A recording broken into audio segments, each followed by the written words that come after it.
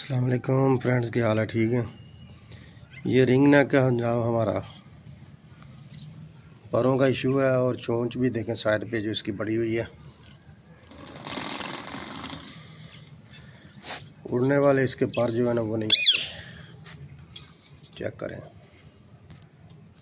बहुत अच्छा tacking mail है, हैंड टेम है, बहुत अच्छा मेल है मेरा। ये जनाब टैकिंग है, फुल हैंड टेम है।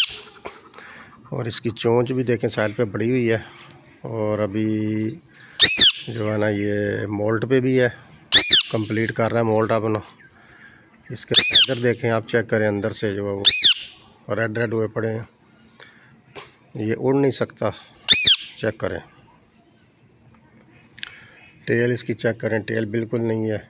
और उसके फैदर जो है वो मुर्दा हालत में है। आपके सामने चेक करें।